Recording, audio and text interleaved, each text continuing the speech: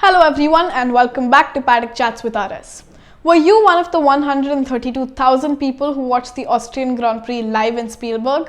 Wow, lucky you. But for those of us who didn't, today I will be talking about the Austrian Grand Prix which took place last weekend. The Austrian Grand Prix and Styrian Grand Prix both take place on the same track, the Red Bull Ring.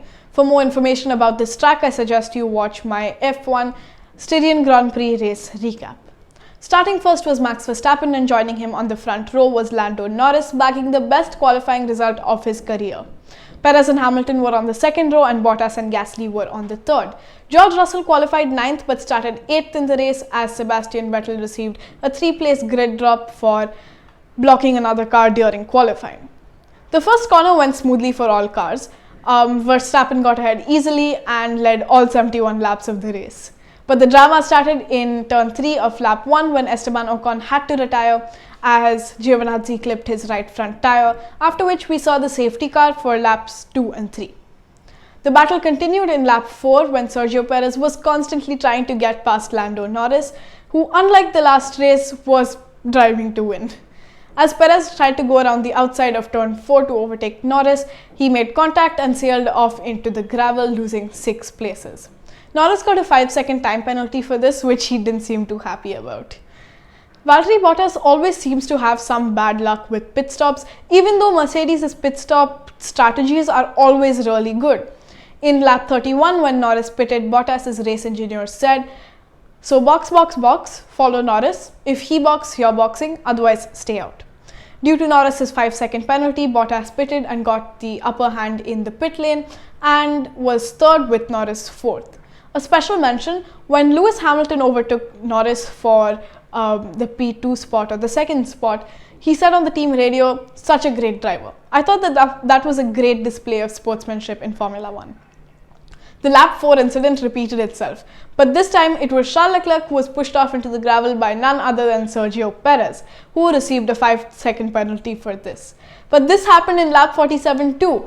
Charles Leclerc was trying to overtake Perez around the outside of turns 5 and 6 and got pushed off into the gravel again, and Perez got a 5-second penalty again.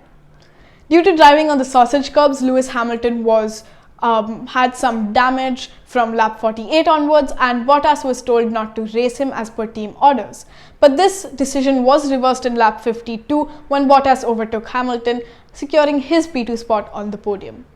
In lap 53, we saw Norris use his DRS or his drag reduction system in turn 6 and overtake Lewis Hamilton for the final spot on the podium. In the midfield, George Russell's tough luck continued as the two-time world champion Fernando Alonso overtook him in lap 68 and secured the last points finishing place, which is 10th. He also said in a post-race interview that he felt, quote, "a little sad for overtaking George Russell." Sainz and Ricciardo drove extremely well in my opinion. They started 10th and 13th and finished 5th and 7th respectively. Yuki Tsunoda received 2 5-second penalties and both were for not obeying track limits or pit stop limits while coming into the pit lane.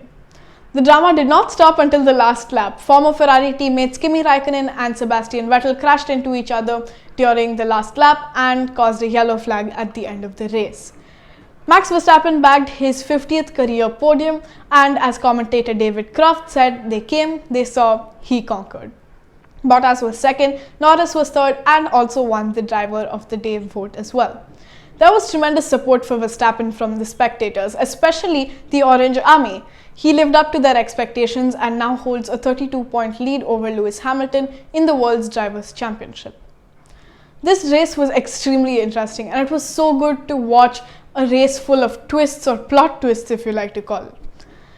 A fun fact, the FIA gave a total of penalties which included fines, time penalties and grid drops. They gave a total of 13. They did justify this in a recent interview or a recent disclaimer. Do you think that the FIA went just a little overboard with the penalties during the race?